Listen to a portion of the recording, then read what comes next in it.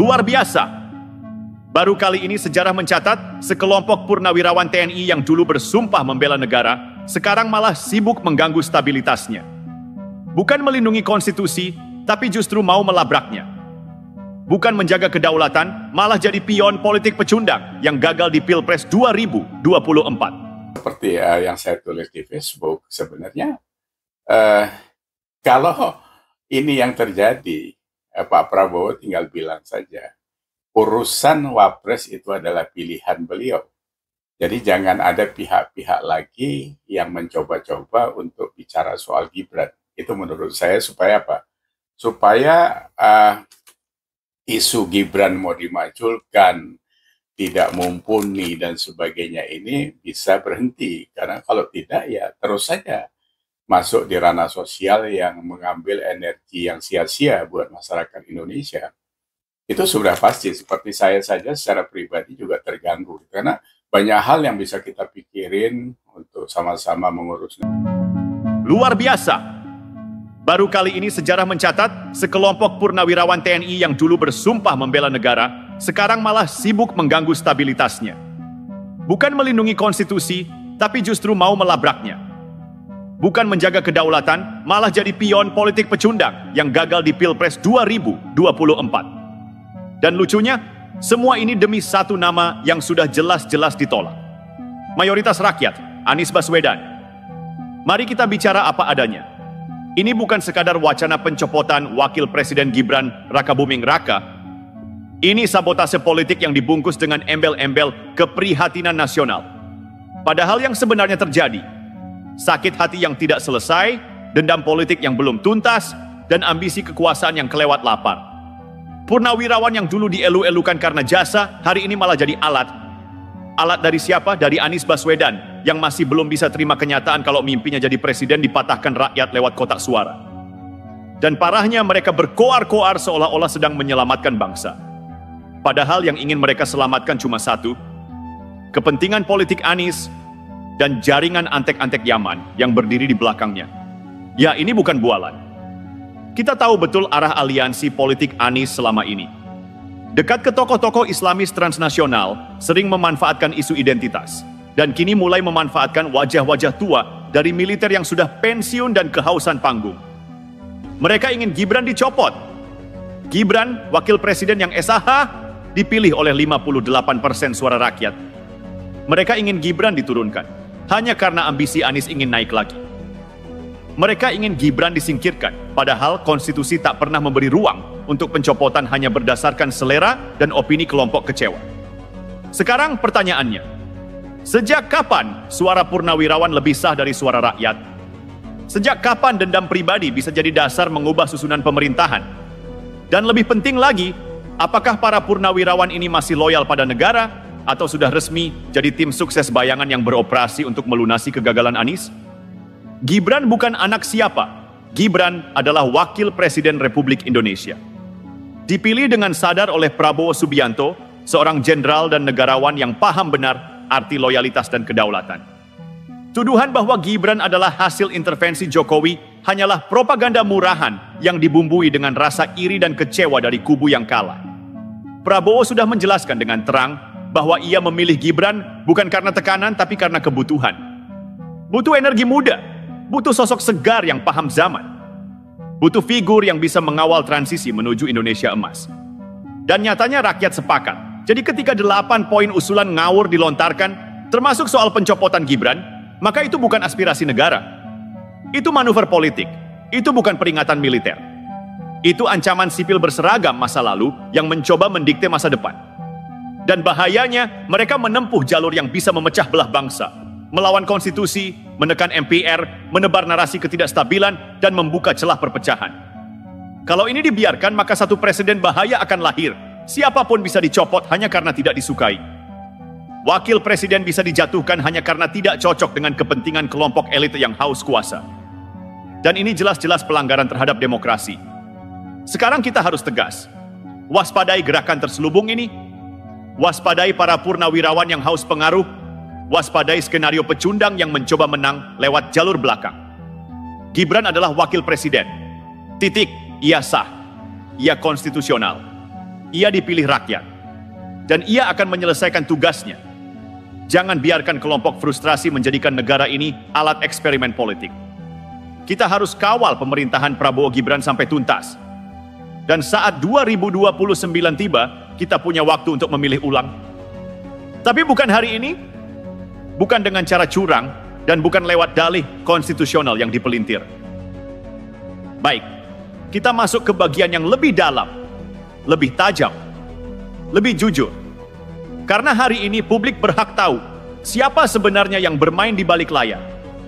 Pertama, kita bicara soal para purnawirawan. Yang muncul di publik bukan cuma sekadar wajah-wajah senior militer, tapi aktor-aktor yang selama ini punya rekam jejak politik penuh manuver. Banyak di antara mereka memang pernah berdiri gagah membela negara, tapi setelah pensiun, tidak sedikit yang nyungsep jadi broker politik. Mereka ini bukan lagi bagian dari struktur pertahanan negara, tetapi bertingkah seolah-olah masih punya kewenangan. Mereka kumpul, membuat pernyataan sikap, menyusun usulan 8 poin, dan menyebarkannya di ruang publik. Yang paling kontroversial? Tentu saja ide pencopotan Gibran. Pertanyaannya, siapa yang membiayai? Siapa yang mendorong? Dan siapa yang diuntungkan?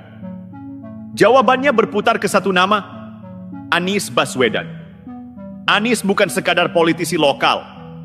Ia sejak lama dikenal sebagai figur yang didukung kelompok-kelompok Islamis lintas negara, termasuk yang punya garis keras dan ideologi konservatif ekstrim. Banyak dari jaringan ini punya basis pemikiran dan aliran dana yang bersinggungan dengan poros Timur Tengah, khususnya Yaman, dan beberapa dari mereka secara aktif menyusup ke dalam organisasi sipil dan militer pensiunan di Indonesia. Yaman jadi simbol di sini. Bukan karena fisik negara itu, tapi karena banyak tokoh transnasional dari sana dengan jalur diaspora atau ideologi Wahabi yang menjadikan Indonesia sebagai target soft power ideologis mereka. Dan siapa yang jadi pintu masuk paling empuk untuk narasi itu? Ya, Anies Baswedan. Retorika religiusnya, citra islaminya, dan manuver politik identitas yang sudah pernah terbukti waktu Pilkada DKI dulu adalah contoh konkret bagaimana ia pandai memanipulasi sentimen keagamaan demi kekuasaan. Kini, ia mencoba strategi yang sama, tapi kali ini dengan menggandeng purnawirawan yang kecewa dan sudah habis masa pakainya dalam pengaruh militer aktif. Mereka tahu Gibran adalah penghalang. Jika Prabowo Gibran solid sampai 2029, maka peluang Anies untuk comeback nyaris habis. Maka target pertama mereka bukan Prabowo. Terlalu sulit, target mereka adalah Gibran. Anak muda, simbol regenerasi, dan tentu darah Jokowi yang masih mengalir. Kalau Gibran bisa diturunkan, maka dua hal terjadi. Prabowo dianggap lemah, bisa ditekan. Kursi wakil presiden kosong dan mulai diperebutkan. Siapa yang sudah disiapkan untuk mengisi? Tidak sulit ditebak. Nama Anies sudah beberapa kali disebut dalam bocoran narasi pengganti yang dimunculkan lewat opini dan influencer politik mereka. Strateginya adalah Gibran diganggu legitimasinya, lalu MPR ditekan secara moral dan narasi publik untuk melakukan sidang istimewa. Dan setelah itu nama alternatif muncul dengan wajah seolah-olah netral, padahal semua ini desain. Kita tidak bermain di wilayah konspirasi murahan. Semua ini punya data. Pertemuan para purnawirawan dengan Anies yang direkam, disiarkan, bahkan dibanggakan. Dokumentasi 8 poin usulan yang diantaranya ingin menggugat posisi Gibran. Jaringan tokoh keagamaan yang selama ini menjadi simpul utama pendukung Anies, kini juga ikut memanaskan isu pencopotan ini. Dan tentu saja, opini-opini di media sosial yang tersebar dari jaringan buzzer Anies dan simpatisan Islamis nasionalis yang kecewa berat karena kalah telak. Ini bukan sekadar soal Gibran. Ini bukan cuma urusan politik 5 tahunan. Ini soal eksistensi negara. Soal bagaimana demokrasi kita dijaga atau dirusak dari dalam oleh orang-orang yang seharusnya tahu lebih baik tetapi memilih jadi aktor pecah belah. Gibran adalah simbol regenerasi nasionalis. Menjatuhkannya berarti menjatuhkan harapan jutaan anak muda Indonesia. Dan siapapun yang ikut dalam manuver ini, baik purnawirawan, politisi gagal, ataupun antek asing berkedok religius, sedang berhadapan langsung dengan kehendak rakyat. Oke, sekarang kita masuk ke bab paling sensitif dan mendalam. Karena kalau kita cuma berhenti di isu, kita hanya mengutuk bayangan. Tapi sekarang waktunya menyebut terang-terangan. Siapa yang bermain, dari mana mereka bergerak, dan bagaimana mereka menyusun agenda besar, menggulingkan Gibran, dan menyusupkan Anies Baswedan.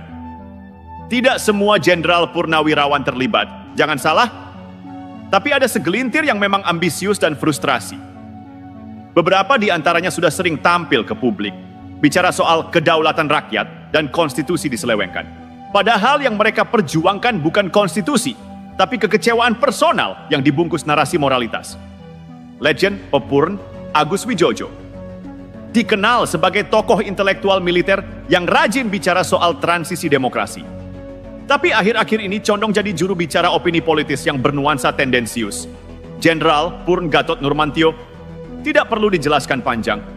Ia selalu hadir dalam pusaran narasi selamatkan Indonesia, tapi nadanya makin jelas condong ke satu kubu politik.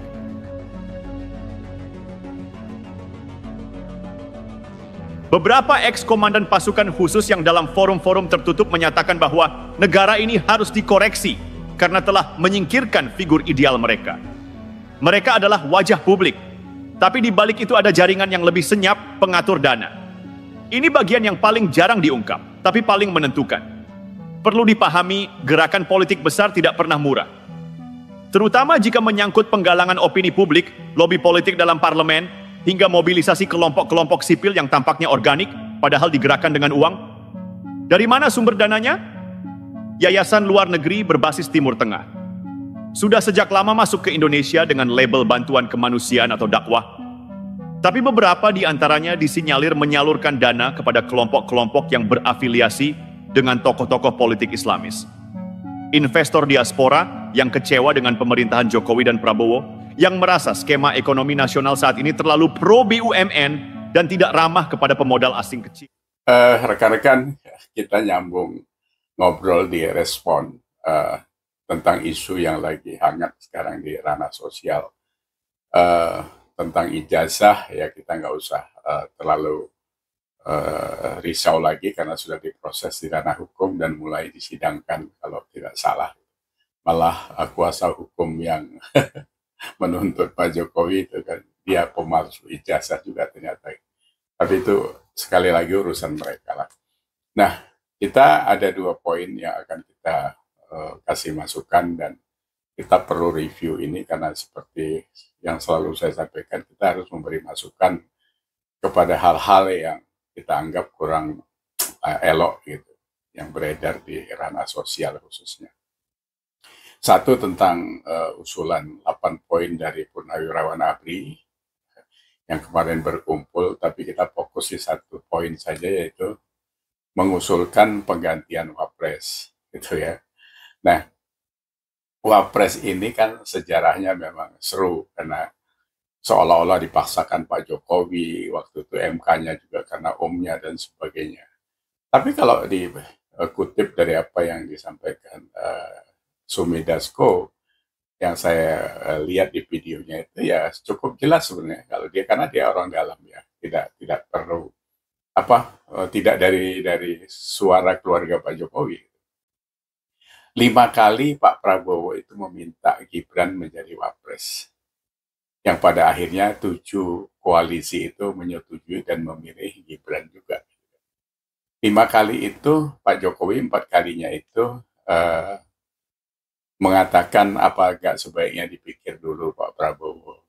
Artinya dia juga tidak mau nanti dituduh macam-macam tentang, karena itu anaknya kan Gibran. Yang terakhir, karena Pak Prabowo juga memaksa, jawabannya ya coba kalau memang pilihannya itu tanya saja sama anaknya. Artinya dalam proses 4 kali Pak Prabowo bicara dengan Pak Jokowi itu, Pak Jokowi juga tidak menyampaikan itu ke Gibran, gitu kan. Silponya kan seperti itu. Nah, jadi seperti yang saya tulis di Facebook, sebenarnya kalau ini yang terjadi, Pak Prabowo tinggal bilang saja, urusan Wapres itu adalah pilihan beliau. Jadi jangan ada pihak-pihak lagi yang mencoba-coba untuk bicara soal Gibran. Itu menurut saya supaya apa? Supaya isu Gibran mau dimajukan, tidak mumpuni dan sebagainya ini bisa berhenti. Karena kalau tidak ya terus saja masuk di ranah sosial yang mengambil energi yang sia-sia buat masyarakat Indonesia, itu sudah pasti. Seperti saya saja secara pribadi juga terganggu, karena banyak hal yang bisa kita pikirin untuk sama-sama mengurus negeri ini, tapi kan direcokin saja sama orang-orang kerdil yang berpikir mundur itu. Nah, yang disayangkan sekarang kan karena itu ada apa ya, sekumpulan mantan jenderal, kolonel, yang saya pikir wawasannya sudah pasti luar biasa, karena mereka menjadi jenderal itu juga kan tidak begitu saja. Dia ada pendidikan Lemhanas, ada Sesko, ada segala macam. Nah ini kok jadi seperti itu? Apa ketularan juga ini dengan orang-orang yang sakit hati dengan Pak Jokowi? Karena nggak terpakai gitu. Kemarin ada Pak Roji di situ yang bekas Menteri Agama, karena diberhentikan di tengah jalan juga waktu itu. Karena itu kan soal kapasitas Anda yang dianggap tidak mumpuni sehingga harus dicopot dari kementerian kan gitu sebagai menteri. Ini kan sama kasusnya, ada beberapa Anies dan sebagainya. Semua orang-orang yang dicopot Pak Jokowi itu sekarang setelah di luar kelihatan kualitasnya memang. Nah, yang disayangkan lagi kemarin itu adalah hadirnya Pak Tri Sutrisna yang saya pikir sebagai sesepuh yang luar biasa, pernah jadi wapres juga, cuma mohon maaf karena wapresnya di zaman Soeharto itu memang wapres-wapresan ya gitu. Jadi ditunjuk suruh duduk, nggak boleh ngomong apa-apa. Nah ini kan sekarang wapres di zaman Gen Z. Gitu. Nah kita sebenarnya di angkatan-angkatan seperti Purnawirawan itu rata-rata kan baby boomers semua, yang umurnya itu sudah 66 sampai 81. Di 2004 itu sudah 101 tahun. Apakah masih ada di sana? Jadi pemikiran apa yang mau di-spill terhadap wapres, kenapa harus dimajulkan, kenapa, apa yang salah? Lagi kan dipilih rakyat 58,58% itu bukan suara kecil. Jadi ini bukan zamannya lagi MPR yang bisa memutuskan memajulkan itu, karena ya, tidak bisa. Karena undang-undangnya sudah seperti itu, jadi buntutnya panjang dan prosesnya panjang kalau mau mengganti seorang wapres. Salahnya apa gitu? Baru jalan 7 bulan bekerja dia. Kalau soal komentar orang terhadap kapasitas Gibran, ya silakan gitu, karena penilaian pribadi-pribadi seperti Deddy Sitorus segala macam, khususnya orang-orang PDIP ya, karena memang mereka tidak suka. Kalau sudah ada bibit tidak suka itu orang apa ya, makan aja orang salah kok masuknya dari mulut sebelah kiri nggak sebelah kanan kan gitu kan, jalan aja salah gitu, jalan kencang katanya kok jalan pejabat terlalu kencang, jalan lambat markanya ya salah gitu, karena memang kebencian itu kan memang menutup semua rasionalitas manusia. Memang kalau sudah benci itu semuanya jadi jelek. Nah kembali lagi asisten Purnawirawan yang kita hormati ini sangat kan. Dari pagi saya lihat pidato Pak Wiranto yang menyampaikan dari Pak Presiden bahwa benar jadi tidak seperti itu. Ya mohon maaf saja usulan itu kan Presiden juga memutuskannya tidak tunggal ya. Tidak dia sendiri, ada penasehat, ada masukan, ada proses. Masa nggak dipahami yang kayak gitu? Presiden itu kan bukan direktur utama sebuah perusahaan keluarga kan gitu. Jadi ini harusnya tidak seperti ini dan jangan lagi terulang menurut saya seperti itu. Ya jadi pengalaman yang tidak baik. Jangan terikut-ikut kepada orang-orang yang benci. Purnawirawan ABRI itu kan orang-orang yang punya kapasitas bagus gitu. Masa terikut larut kepada hal-hal yang tidak baik. Yang berikutnya adalah soal koperasi desa yang digembar-gemborkan bisa merekrut 70.000, 80.000 orang. Saya nggak tahu. Karena kalau desa dihitung 83.000, bukan 70.000. Itu kalau 5 aja sudah per koperasi sudah berapa? Jadi 350.000, 400.000 orang. Itu bukan soal rekrutmennya. Sebenarnya komitmen itu duitnya dari mana? Mau dimodalin berapa? kerangkanya seperti apa, jam 1 malam. Sampai pagi kalau dia nyayur bayam bisa basi dan sebagainya. Makanya saya bilang berkali-kali, jangan nasional digebrak seperti itu. Buat pilot project dulu di Indonesia Timur, Jawa nggak usah dipegang dulu. Sama dengan koperasi ini, nggak usah gembar-gembor nasional. Ambil dulu satu wilayah untuk dijadiin pilot project. Sehingga kalau salah bisa direview, bisa tidak, bisa lebih gampang membetulinya gitu. Jadi bukan gebiahuyah seperti itu, nanti kalau gagal terus diam-diam aja gitu kan. Ini saya pikir masukan buat presiden lah, jadi Bapak harus wise juga menanggapi masukan-masukan dari rakyat ini, karena di bawah ini Pak mulai juga banyak selentingan-selentingan negatif kepada Bapak kan itu.